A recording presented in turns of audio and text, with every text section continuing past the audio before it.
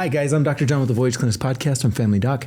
Our podcast objective is, as always, to bring knowledge and wisdom and health and wellness to our communities. Today, we have guest Johnathan Bartholomew. He's a local pediatrician, friend of mine, and just an all-around good guy. Well, thank you. Today, Johnathan and I we're gonna unpack a few sweet studies. That's my new phone. Yeah, me too. Sorry, man. So we're gonna do some unpacking today. So let's do it. There's a few things that are ongoing. I mean, we're going to talk a little bit about the Tylenol study. Yeah, that'd be great. We're going to talk about RSV because it's been out for a few years now, and we're using it in pregnancy. We're using it in pediatrics, and what kind of vaccine that is, and the benefits that you've seen in your clinical practice with it, and then we might hit on measles, just some measles update. Sure. I think that's smart, and maybe some COVID stuff because I think there's some FDA wrestling going on there with like approving it for certain age groups and stuff like that. So let us get started, Dr. Bartholomew. Let's do it. Briefly, let's do another bio. I know you've been on the show before, but go ahead and just break it down. Who are you? Where do you come from? Tell us a little bit. Yeah, so I'm originally from Springville, Utah. So just born and bred here in Utah County. Boom. And love the area. If you're familiar with the Bartholomew Pond in Springville, that's my folk. No way. That's awesome. Really I didn't know that. And so my grandfather and his brother settled that area. Dug the pond. Yeah. Now there's, right. No, they sold it to the city, and now it's a beautiful place to recreate and relax with your family and take an evening walk. Do you have lifetime free parking there? Yeah, I have lifetime free parking. I'm a Bartholomew. No, it's my uncle that made, But anyway, so from an early age, I was interested in medicine and really grateful that my cousin encouraged me to go into medicine. I love medicine and healthcare, but was kind of, in college, we're trying to figure things out. And he's like, hey, you ought to look at med school. And I'm so grateful he said that. So that really feel blessed. He's a family practitioner down in St. George. So. Oh, cool. What's his name? Howard Chamberlain. Okay. Yeah, he's a rock star. He works for Revere Health. And his son just joined him, actually. Okay. So Braden just joined him down there. But he delivers babies. He takes care of little people, big people, people. That's what I do for years. Yeah, I've done. It's so fun. Family practice has a dear spot in my heart. But I love candy and Disney, and so of course I went pediatrics. Peds, let's go, let's go. Let's talk a little bit about measles. Do you want to give us a little bit of an update with that? Yeah, and excuse me for looking down, but no, that's great. This is from the Salt Lake Tribune yesterday. So a lot of families are not vaccinated for measles in Utah and around the country. You probably heard about earlier this year, there was a huge outbreak in Texas, West Texas, and now that spread around the country. And we're feeling the effects here in Utah County. So epidemiologists are studying, it's kind of gross, but it's a good way to monitor a disease, looking at the poop in the sewage system. And grateful that we have those systems to clean our wastewater. But in the wastewater, they can monitor and identify measles, and it's all over Utah right now. And so especially in southwestern Utah, in Dixie, so St. George area, I just looked today, and we're up to, I think, over 40 cases down there. And then, like I mentioned in the Salt Lake Tribune, they had a beautiful article that highlighted a recent exposure up in Cache County, and apparently at the medical clinic, and then also at Chick-fil-A. So check out that article. Just Google measles and Salt Lake Tribune. And but there's also exposures in the wastewater in Davis County, Salt Lake County, Summit County. Anyway, it's all over. And you can, again, just Google measles outbreak Utah, and you can look at a nice summary of that. So what's the best prevention, or what's the best way to treat it? It's with prevention. The measles vaccine has been out for decades and decades, very safe, very reliable. There are a couple side effects to watch out for. You can have a rash about a week after. It's a delayed reaction. You know that well. Yep. And then also you can have a fever a week later. And then also important to be aware of family history. Okay.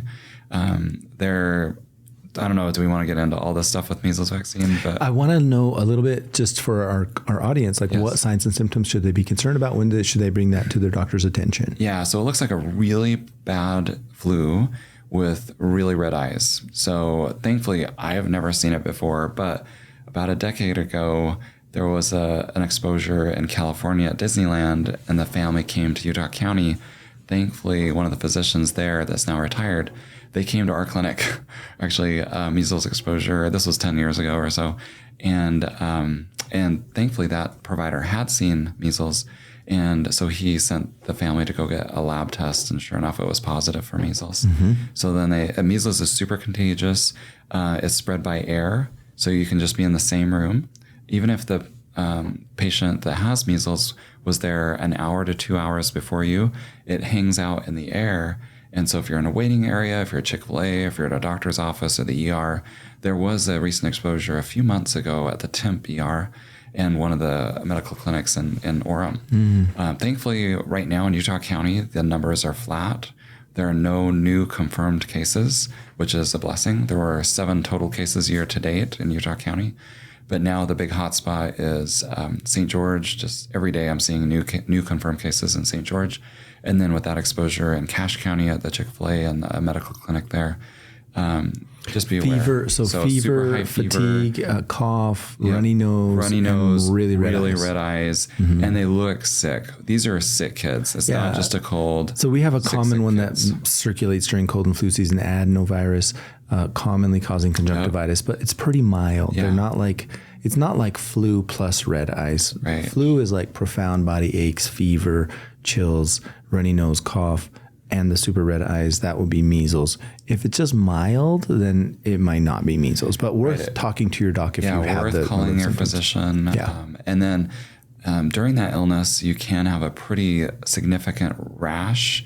It looks like little red dots all over the body. And if I recall correctly, it starts at the head and then like a waterfall spreads over the body.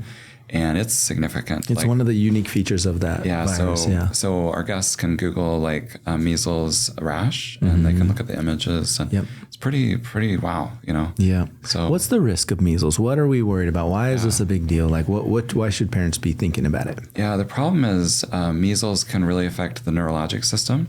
And first off, 1 in 1,000 babies will die. If we have 1,000 kids with it, we're going to have a couple of babies die, and we don't want that. Yeah. We want our kids to be safe. Another thing is it can cause neurologic problems, like neurologic deficits that are long-term, and also irreversible hearing loss. And then there's, you probably know better than I do, but there's a chronic problem where if you get measles, it's causing this damage neurologically, and you may not see it for a decade. And then those kids or adults die a decade later from the measles. So it's a really bad bug, really takes a hit to our nervous system and our brain, intellect, hearing. It's just we don't want that, right? No. So and like I was mentioning, the measles vaccine is very effective.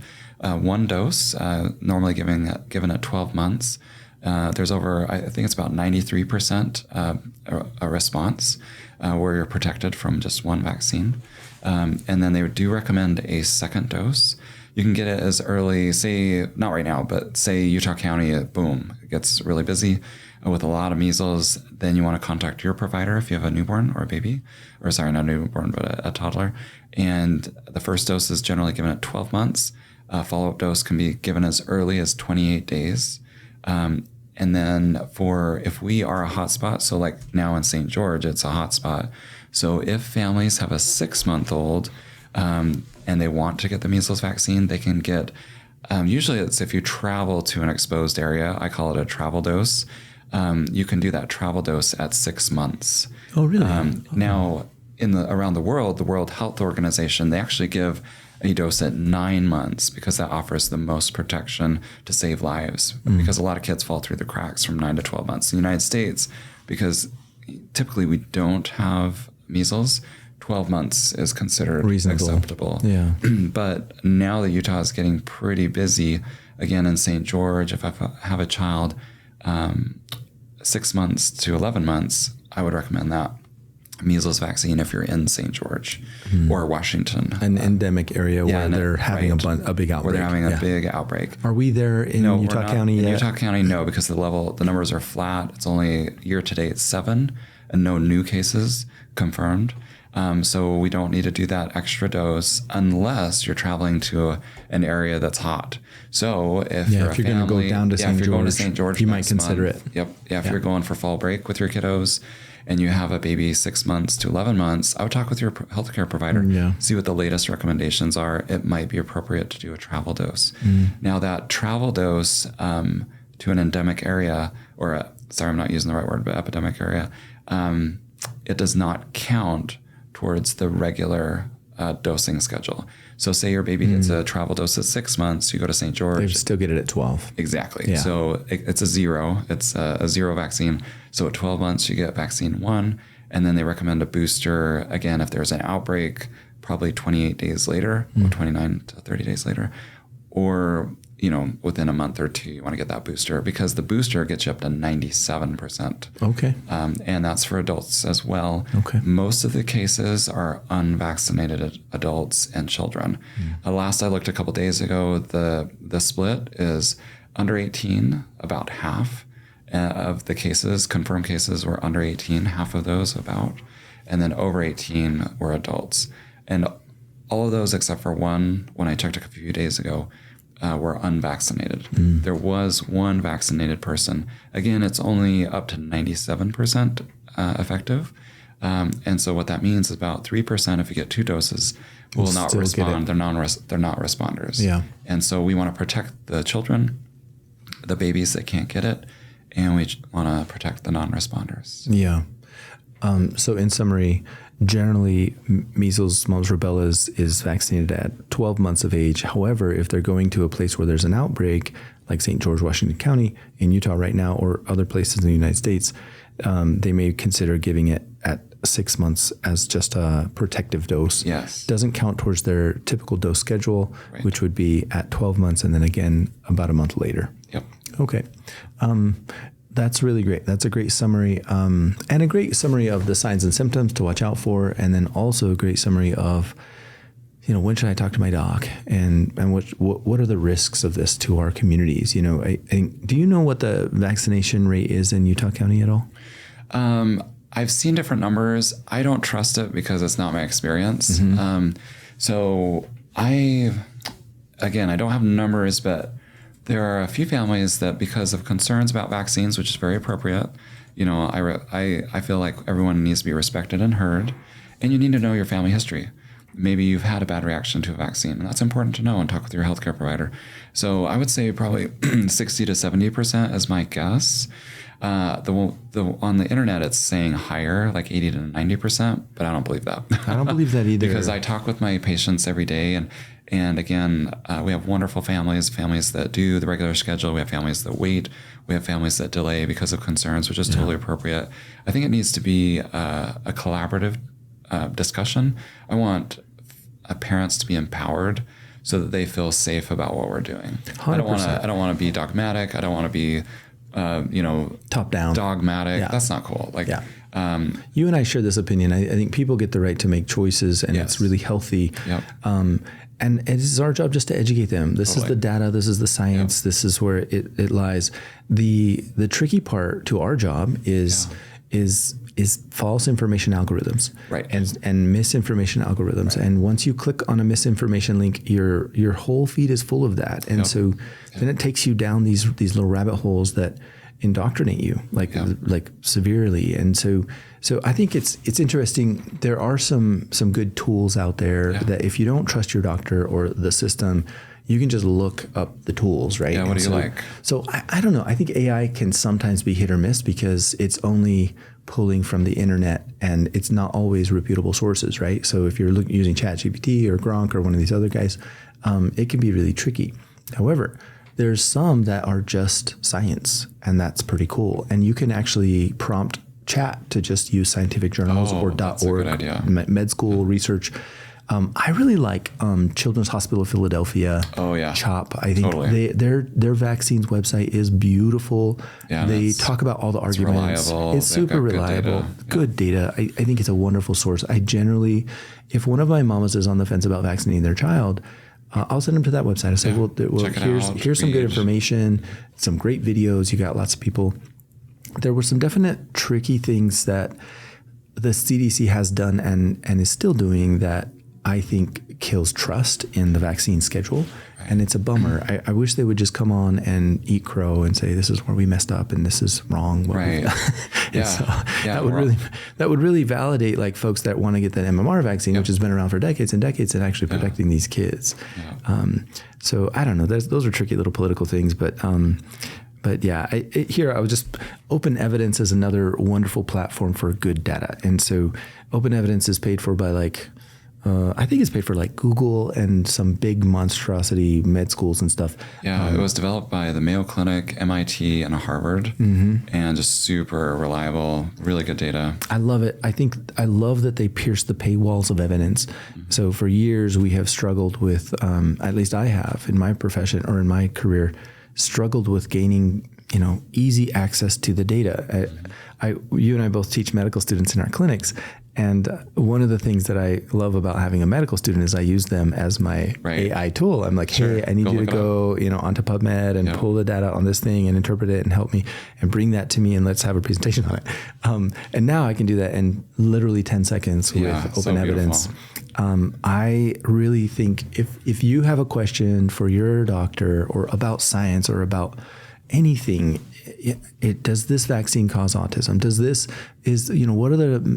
vaccine have mercury and is that bad for you? Like all those things are on the CHOP website, by the way. But if you have questions about science, all physicians and even PAs and nurse practitioners, people with these NPIs, they have paid for it. So this open evidence is a pool of the data of science. And that's really important because we're pretty rigorous in the United States. Like this is the data research center of the universe. Like we're just trying to understand the world and the interactions of different things. And so if you have a doc or a provider, encourage them to get open evidence AI. I think it's wonderful and it's free. And they have paid to pierce the paywalls of data. New England Journal of Medicine, JAMA, you name it. They've paid for all of these pathways to good science. And then your doc or provider can just type in your question into open evidence and email you a copy of that. Oh, that's so beautiful. It's just a great tool if you're just like, I'm not sure about, ChatGPT's response to this question. I asked it. Well, that's because it's pulling from 15,000 different random people's opinions. It's not really pulling from sound science. Yeah. And so open evidence, ask your provider to at least download it and use it, and then ask them questions and ask them to send you the result. Because the cool thing about it is it not only gives you a good, concise answer, it also gives you the research behind it, like the citations. Here's all the data behind it as well. And that's really cool. Yeah, another thing too, as providers, we've taken care of adults, children, adolescents for decades. Like we're dating ourselves, right? We are. I've been working with patients it's getting closer to 30 years almost, not quite, but we're tipping closer to 30 and I'm sure you've had about the same medical experience or more. And I've probably seen or given out 50,000 to 100,000 doses of measles MMR vaccine and no concerns. Every baby's done well. Every child's done well. I haven't seen any reactions except for the ones that we just talked about. They may get a rash in a week, may have a fever in a week. The fever usually lasts just a couple days, and then the rash may last a few days or a week, and it just resolves on its own. No need to treat it. It just runs its course. So. But to your point, like you've done this so many times, and you've seen like zero negative outcomes. And I just think that speaks volumes to just, it's one doctor, but like literally thousands of thousands and thousands of patient babies. And so that's really cool. And again, like we talked about, we respect parents. Like we want to be part of the discussion. We don't want to force them, but I feel if we have a good conversation and mom and dads are interested, I think it's a win-win because we can share the data, like you said. We can share our experience, which also has value, and then let mom and dad decide. But it's a great vaccine. It's what's the right word? I can't think of that phrase. An ounce of prevention, right? Pound a cure. Pound a cure, baby. So it's the simplest thing. If you have insurance, it's free. If you don't have insurance, usually you can get it for about $15 or $20, and so very accessible. Yeah. We generally send folks to the Mountain on Health Clinic. Yeah. How much is that? It's about $10. $10. Yeah. Oh, I love it. Yeah. And that one's for anybody cash pay. They're subsidized even more than the health department. Good. So the health department, you can get it there as well, but those are not subsidized. So you'll be paying $40-$50 per shot over there. Okay.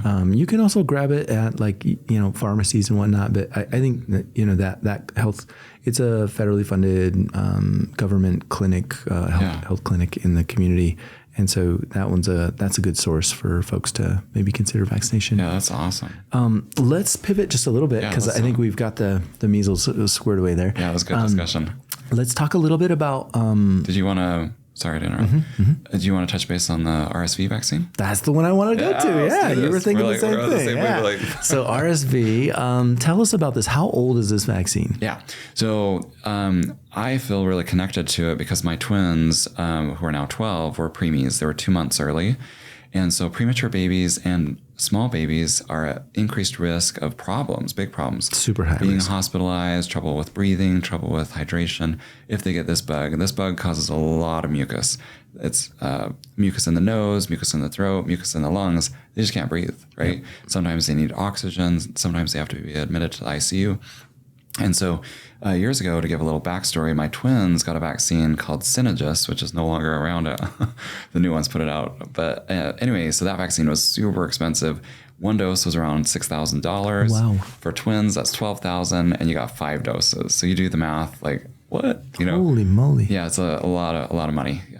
But the neat thing is in the past 5 years, they've developed a new vaccine, and that old vaccine, it's kind of interesting. It's actually just antibodies. So my twins got a little tiny dose of antibodies specifically against that virus, the RSV virus. Now they have, because of the technology they've developed, it's one shot. It is still kind of expensive for those that have cash pay, that's regular insurance. It's around $500 or $600. Even with insurance? If insurance covers it, it's $0. So as far as I understand, if you have Select Med, $0. It's labeled as a vaccine, but it's actually just antibodies. Just give you a little dose of antibodies. Just like mom the last trimester, mom transfers antibodies to her baby. And that's why babies are so healthy and don't get measles typically less than 5 or 6 months, because her antibody levels are higher and then they slowly decline. So around 6 to 9 months, the protection is gone, and that's why you do the measles vaccine around the world 9 months, and for travel it was 6 months. But anyway, to the RSV, it's for babies. They get one dose. It's given for newborns up to 7 months old. So if you're less than 8 months old, for all babies, it's recommended 1 dose, 1 shot of the antibodies. And that's supposed to last about 5 months. And it's actually the season when you can get that vaccine starts October 1. So just in a couple weeks. I don't know when this podcast is going to go live, but it'll go live in a couple of weeks. Oh, there you go. I'll Perfect. make sure of it. So anyway, if it's in October, call your insurance and say, hey, do you cover the RSV shot, the antibody shot for my baby? And if you have a baby from basically 0 to 7 months, and you as a mom have not had the vaccine, then the baby can get that protection from those antibodies. Now, it's also available for moms. So the baby one is just antibodies against the RSV. Right. But moms can get a traditional kind of vaccine between 30, if you're expecting, from 32 weeks gestation up to 36 weeks gestation. So you can talk with your OB or your gynecologist and say, hey, is this something I want to do? And I just talked with a great doctor with Valley Women's Health, and what they do is they offer that if they want to get it. I don't remember if they do it in the clinic or if they have them go get it at the pharmacy and then bring it to the clinic and they can administer it. But and that allows mom to mount an immune response that then carries through protecting the baby for an additional 6 to 8 months. Yep.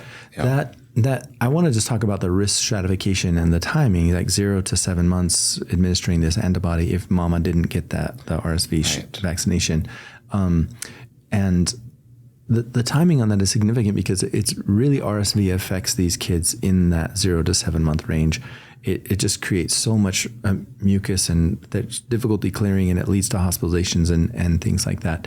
And so we're just protecting that time frame because once they're a little more robust, 9, 12 months, they generally do fine with RSV. There's a lot of mucus and they're coughing and they're a little bigger, they're stronger, they can kind of handle it. Right. So that's really cool.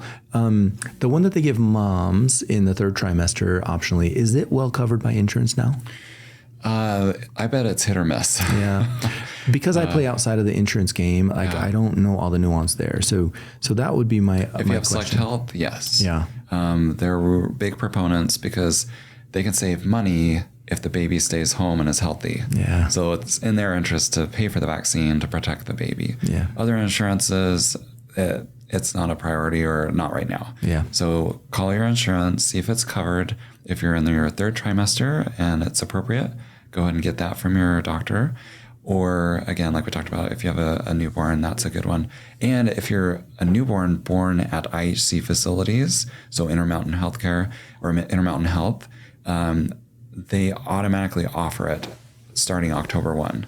So if your baby's born in the nursery and you haven't received the vaccine for moms, they'll offer that to your baby. It doesn't matter what insurance you have. Really? So, well, and they'll cover it then? Yeah, I think they're pushing it. You'll have to ask them specifically, but it's such an important health protection. The IHC is willing. Well, last year they were willing to even take a hit if Intermountain Health, they were willing to take a hit, meaning they wanted to protect the babies. So good on Intermountain Health. What a wonderful policy, and it helps protect lives. Yeah. Totally. Are you seeing? How long has this been out? So it's been about 3 years. So up 2 to 3 years. Is that the pediatric one or the mama one? The pediatric one. You'll have to clarify. I don't know on the mom one. I think it's about the same time frame. Yeah, I thought it was 2 or 3 years. My brain is bad with time sometimes. Yeah. But and have you noticed like a decrease in the? I mean, you manage some kiddos. Obviously, you manage a lot of kiddos with RSV.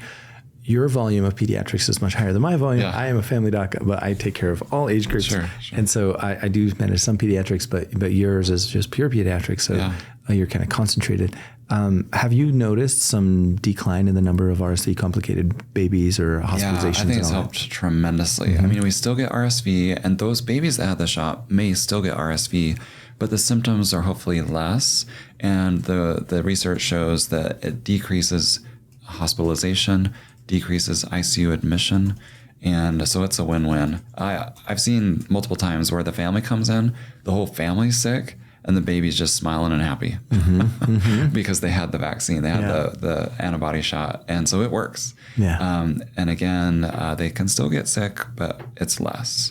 So in kiddos, I mean, in small kids that we're concerned about RSV, the presentation in smaller children is like copious amounts of mucus. And sometimes they get this bronchiolitis thing where they get inflammation on the airways of the bronchioles and they start wheezing. It almost sounds like asthma-y, but they've got tons of mucus. And so that's going to be what those babies kind of look like. Yeah. Adults, it's just like a common cold virus. Like they just get like a head cold and like lots of mucus and then it kind of runs its course. Anything else you have to add to like the clinical presentation of RSV in kiddos or adults? Yeah, trouble breathing, severe cough. It lasts in babies, it can last 3 weeks sometimes or longer. And then the third group we didn't talk about, which is your patients. I believe if you're 60 years or older, adults can get an RSV vaccine as well. It's similar to moms, where it's an actual vaccine where it's given to the patient, and then the patient's immune system mounts a response and creates additional antibodies. So you'll have to correct me if I'm wrong, but I believe it's around 60 that you can get that. We're not there yet, so we don't need that shot. But down the road, that's a great vaccine because RSV can then lead to a secondary bacterial pneumonia and then cause a lot of problems. So definitely one you want to get to for your parents or grandparents, listeners. If you've got an older person in your community, in your circle, definitely give them a shout out to to get that new vaccine. So I just looked it up on Open Evidence. Yes. We're in real time AI data research. Open Evidence says that they've both been available since 2023, so just a couple of years. Yeah, wonderful. Yeah, that's about great. August of 2023. Yeah. So that would be 23, 24, and 25. Oh yeah, 3. So three seasons. We'll be starting our third season. Yeah. Yeah, and again that season is over 5 months, so October and then so forth through those 5, and then after that, then you can't get it anymore. Yeah. Now, if you're like, well, what about my 7-month-old? They got a shot last season. Can they get it this season? If they're healthy, no. Don't need it. Well, the antibody circulation, it's probably waning. They know it's good for about 5 months. It might still be in the system, but it's probably kind of petered out. So you cannot, insurance won't cover it. The second dose. The second season. Unless if your baby's still on oxygen, if your baby has heart conditions or lung conditions. Cystic fibrosis. Yeah, cystic fibrosis, bronchopulmonary dysplasia. If your baby sees a specialist for lungs or heart or other health problems, they may qualify a second season. Yeah. So check with your provider, check with your insurance. Let's break down difficulties breathing. Yeah. We mentioned that, and obviously this is not for like intended to be medical advice for folks, but just education purposes. And if your baby has any of these symptoms, you want to call your doctor or get them seen.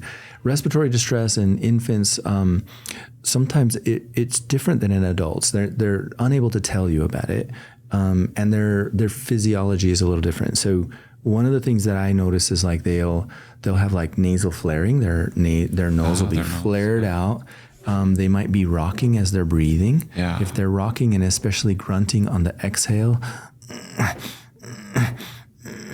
and it's every exhalation you hear the grunting. That's worrisome. You see them rocking.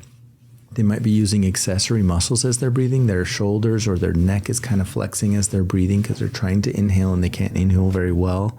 And then rib retractions where the tummy kind of tucks under the ribs with each breath as well. Those are signs of respiratory distress in newborns.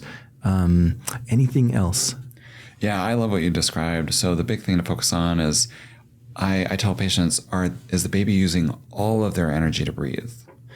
So like you said, if they're like working, and you can just tell from like their facial expression, like, wow, this kid is just using every bit of energy to just breathe.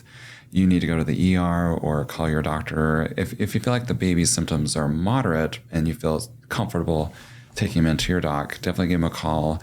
But if you feel like my baby is really distressed, another sign or symptom of poor circulation or poor perfusion is the skin might be really white. Yeah. Don't look at me, I'm a white boy. But when a baby, if they're normally pink and now their skin is white and it almost looks like lacy, like little, you can almost see like the blood vessels and it's super white and lacy.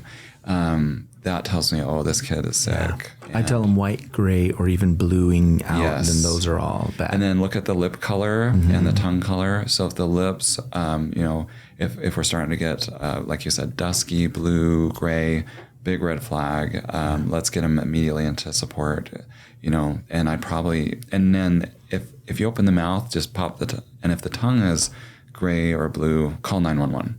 That baby's oxygen is critical. Pretty low.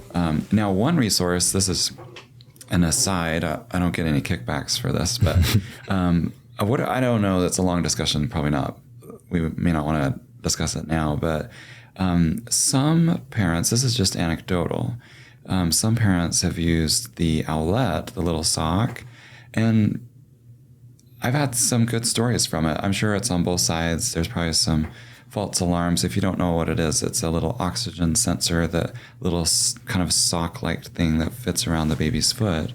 And it monitors, I love these wearables, like the Fitbit, the Apple Watch. This is another wearable that may offer a little bit of value for some families. For some families, it's too much data, too much anxiety. But for other families, maybe another way to check.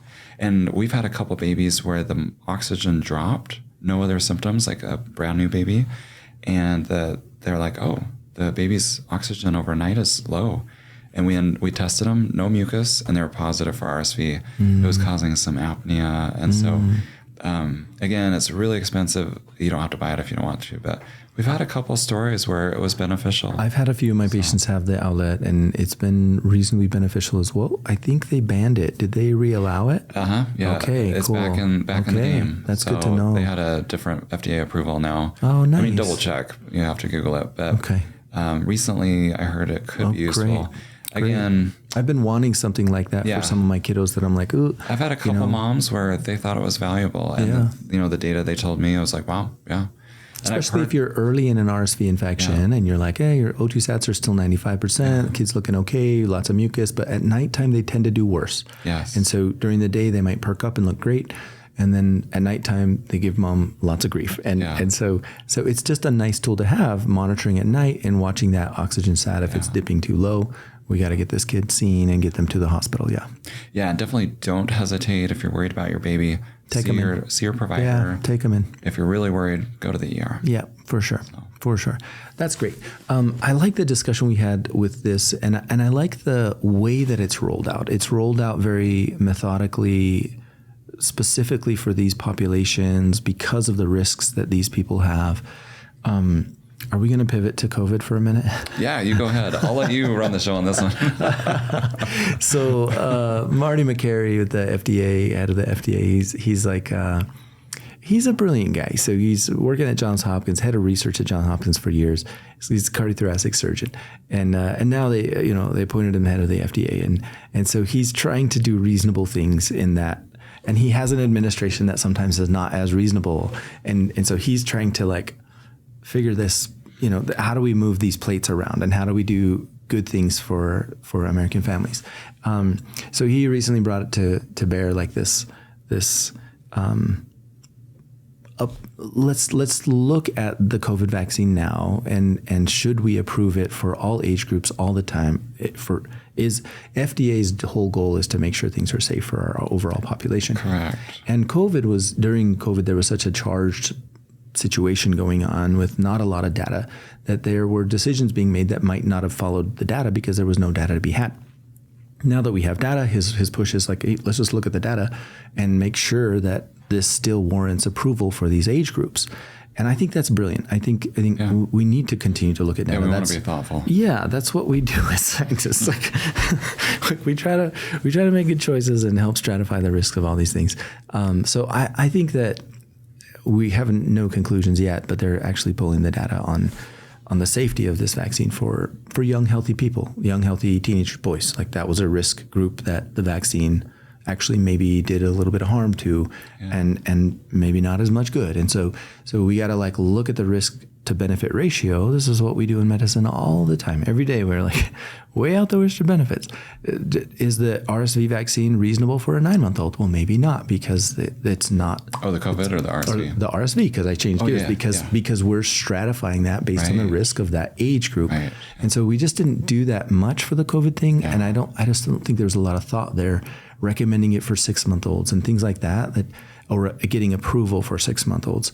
Well, is it reasonable to do that? You know what I mean? So to me, there's just, unlike the RSV vaccine, which has reasonable risk stratification and reasonable guidelines around who gets it and when, the COVID vaccine kind of was lacking in that space. And it's time for us to shore that up and then say, actually, this is more reasonable. This is the data on this, and this is the outcomes of what we have done, and now we need to change that, Yeah. And because it's so confusing right now with the current administration and all these different policy changes, the insurance is like, it's like the weather. It feels like it's changing every day because we deal with insurance. And so we don't have the COVID vaccine at our clinics currently because it's so haphazard as far as coverage. So if a family wants that, we direct them to the health department and they'll have the latest guidelines for that. I think it's totally appropriate to look at your risk, like you said. If you're a healthy adult young adult male, it's really important to talk with your healthcare provider and see if that's appropriate for you.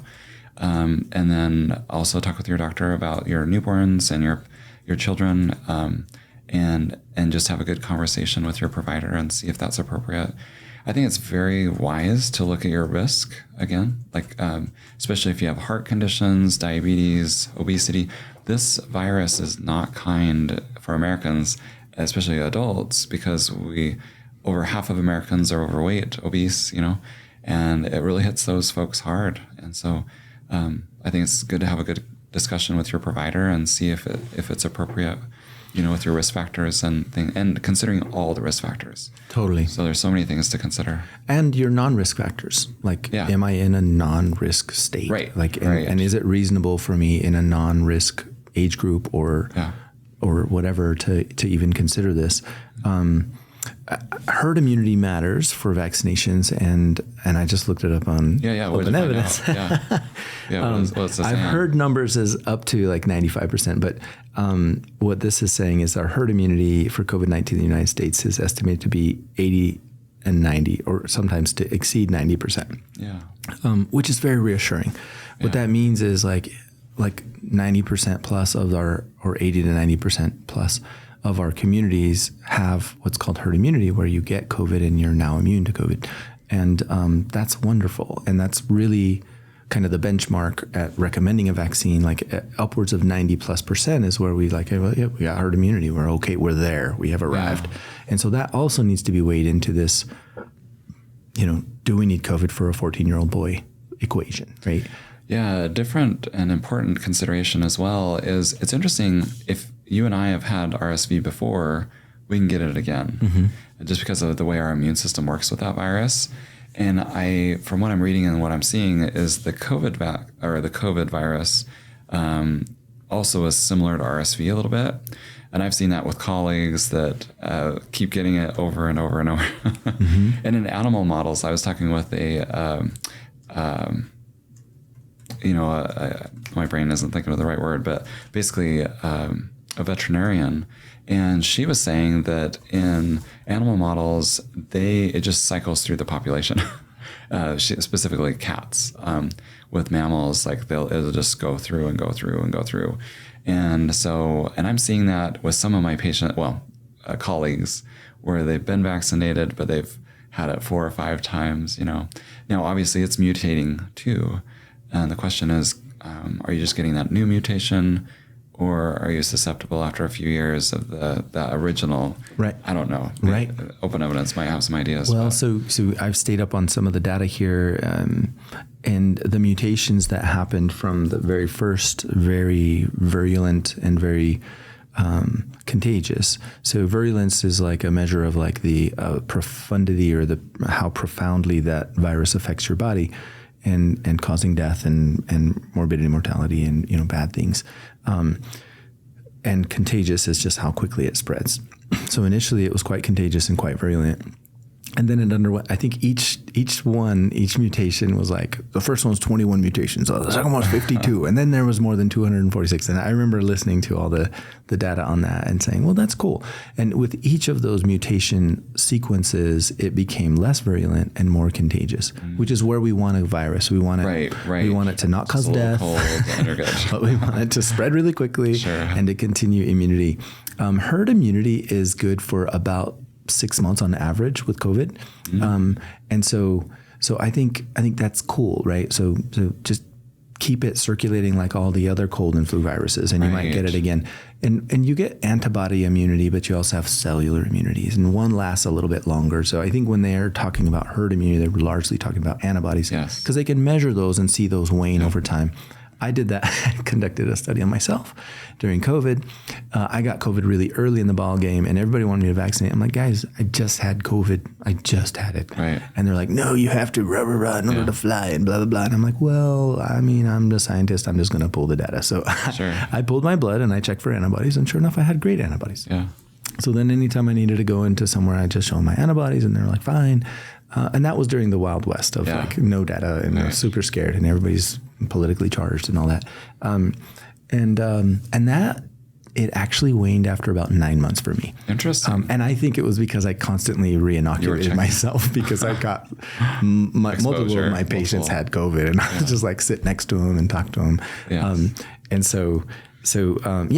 just think that herd immunity is probably largely just antibodies. There's cellular immunity that maybe lasts a little bit longer. So the overall, I've certainly seen it in my practice, like the clinical manifestations of COVID is less and less and less severe. Like I'm seeing no hospitalizations. I'm seeing no like no hypoxia, the chronic hypoxic slugs that get COVID and they're just like sitting there for 10 days on oxygen waiting to get better because that cytokine storm that happens in their lungs and causes the inflammation is gone. And so I'm seeing much, much less of that, and that's really reassuring.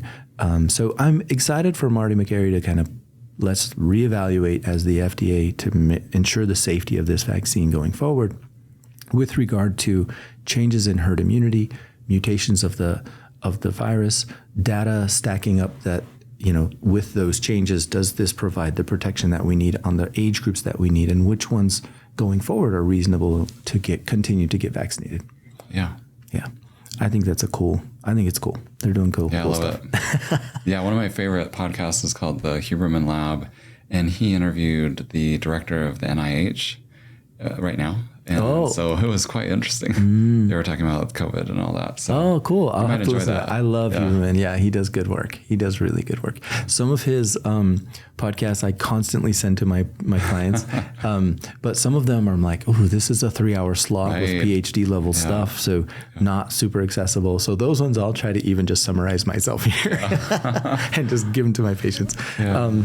So that's really cool. Speaking of those, political shifting tides and, administrative investigations and things, let's shift gears to the Tylenol study. Can we talk about it? Go ahead, yeah. I know. As a pediatrician, I was hoping you could just kind of weigh in on this one. Studies are interesting, and this study was a meta-analysis. Let me see. I pulled it up here.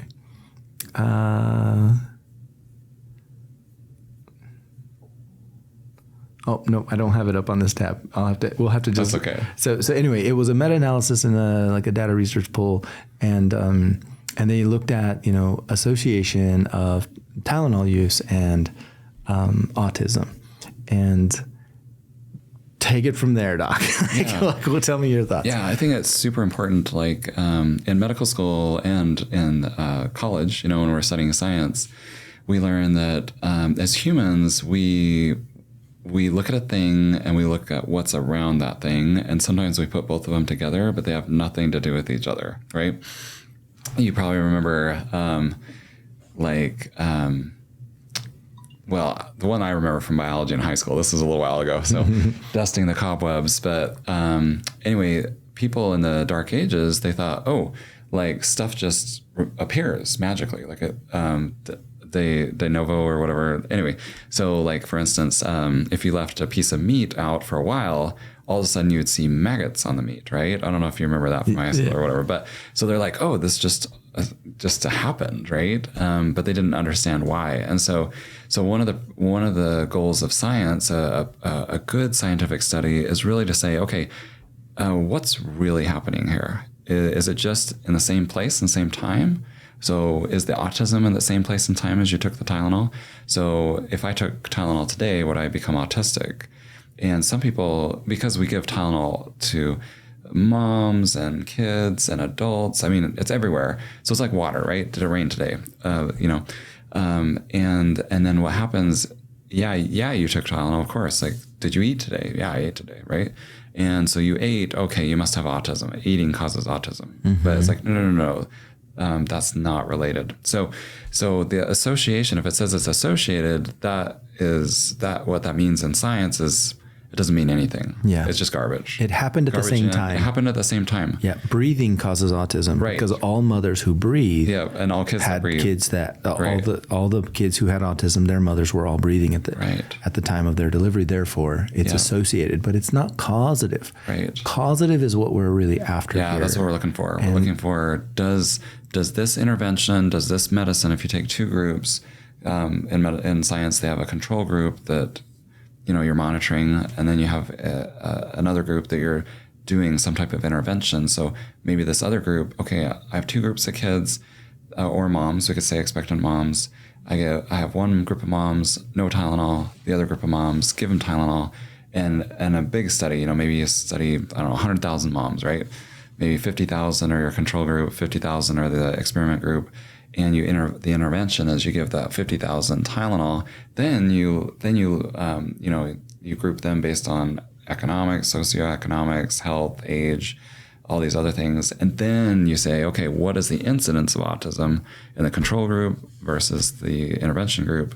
And that's real science. And then if you're like, oh, yes, the one group that we gave Tylenol to and the other group that we withheld, that's where the data is. So we want good studies that really look, okay, did it actually cause it, or is it just the same time? And most of this stuff is the same time, so it doesn't mean anything. So. Right now, because of news networks and the way this is pushed out there's a lot of moms feeling very guilty at this time. Yeah.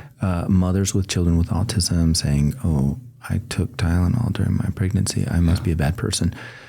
You also breathed air and you ate food, and they're about the same as far as the association to not cause, don't say cause, but association to autism. And I think people misunderstand association with causation. Right. And so the average scientific mind totally gets that. But if you're not steeped in science or grew up with research and data, then you just don't get it. And you're like, oh, it's associated, therefore, right? Yeah. You jump to that cause, therefore, and it just doesn't work that way in science. And so I think it's a disservice to publish this and to even push it out there into the airways. I think is a disservice. But again, both of us, we really love our moms, we love our kids, we love our our own families and our patient families, and we really are open. True science is open to learning and investigation, right? And so I think it's reasonable to say, hey, let's do a good study. Let's do a real study. Again, big numbers, two groups that did not. One group didn't have Tylenol, the other group that did, and try to equalize everything else, and see is that's real science. Yeah. And I appreciate people that are like, yeah, I want to study this or I want to study that. Utah is a really cool. We have a lot of children with autism, and my heart goes out to those families. It's a big challenge, huge challenge. But the University of Utah has they have an ongoing study where they check genetics. They do genetic testing. So it's a cheek swab. And so if your child is autistic, they can send that. You probably knew that. But anyway, it's super cool because they have an ongoing genetic research study where they're looking at thousands of genetic factors. And really that's where the rubber hits the road. Is oftentimes autism is based in genetics, new mutations that have been passed on through families. I visit with a lot of wonderful families, and there is a strong genetic component, because we'll see oh yeah, your daughter, your son is autistic. And then, do you know of anyone else in your family that might be? Oh yeah, grandma's on the spectrum or whatever, Mm-hmm. And if you get into the family tree, you're like, oh, okay, I can see a pattern here. Mm-hmm. So definitely want to get your child into genetics, maybe up at the University of Utah. I didn't know that was free. That's really good. Well, the test is. Yeah, you can do the test for free. And then anyway, so it's that through the University of Utah Genetics? Yeah, just Google autism study University of Utah. Okay, cool. It'll Awesome. pop right up. Okay. So just be aware that's out there. These tests, that test is free. Now, it takes a long time to get the results back, probably a couple of years. Right. But yeah, I think the answers are not in the Tylenol. The answers are in the genetics, and then of course the environment and things like that. But the huge genetic factor, and then the main thing is we want to help these kids. We want to help these families. We want them to be happy, successful. And so there's a lot of resources for diagnosing and also treatment therapies. I don't know if you knew this, but there's many good ones right here in Utah County. But over in Eagle Mountain, there's one called Strides Pediatric. Maybe I shouldn't tell you because it's so good. But anyway, Strides Pediatric Therapy, and they do horse therapy with kids with autism. It's the coolest thing. That's cool. A lot of kids. I have a patient over there. Oh, do you? Yeah, that's great. But anyway, awesome. Kids with autism. Sorry, I'm getting off in the weeds, but they really. What's the right word? There's something about animals that really helps them calm. And I have one kiddo that's really strong, on autism, and a challenge. And mom says it's hard for him to get on the horse, but once he gets on the horse, you can just tell his whole body just relaxes. It's so beautiful. Yeah. So anyway, side note, but yeah, we want good science. Association is not good science. That's just media. It's not really helpful. So yeah, I think we both agree that we advocate for good research, good questions to help us learn. You know, what can we do to protect our babies? What can we do to protect our moms? A science is neuroplastic. Yeah. It is willing to change and think differently and believe differently. And that's the beauty of it. We have opinions and thoughts today. Yep. I'm open to changing those opinions and thoughts tomorrow. Yeah, if we get good evidence, that's what science is we're always seeking. We're always trying to learn, trying to understand our world. Yeah. And that's beautiful. It's beautiful. Fun. It's super fun. If you want your provider, doctor, nurse practitioner, PA to look up this study and help you with an interpretation, I would again advise you to encourage them to go to Open Evidence AI, create an account, and query this for you as a patient, so then you can pull the answer to this question. I typed in, hey, break down the Tylenol causing autism studies. Yeah. That's literally all I typed in there, and it gave me a nice little data research thing. Good. And it gave me their recommendations currently, and it gave me even all the association factors. And when the data is normalized, it's like, yeah, it's good. It's a good little thing. And I'll just read you just one little line. It says, recent systematic review and clinical perspectives has concluded that current evidence does not support a clinically meaningful increased risk of autism from prenatal acetaminophen exposure. And that's beautiful. And they do not recommend changing to clinical guidelines for acetaminophen use in pregnancy. There are not a lot of medicines that we can use in pregnancy for mamas and back pain or pelvic pain or round ligament pain. And so I think that's really beautiful. This is our current guidelines, open to change. But as of right now, this mild association that is highly sensitive to confounding is not enough evidence to change our thought process or even to say it is causative and to make all these moms feel guilty. Like, knock that off. That's not, that needs to go away. Yeah. So talk with your provider and see if it's appropriate for you to take that medicine. For most people, yes, it's safe. Yeah. And we want our mamas to be as comfortable as possible. Pregnancy is hard. But also to a shout out to your skills. You're a DO, and there's a lot of, I don't know what word you use with the people you talk with, but muscle therapy, physical therapy, kind of, I don't know, what word do you use? Like osteopathic manual therapy stuff. Yeah, there's manual therapy that can really help with hip pain, sciatic pain. It's pretty awesome. So check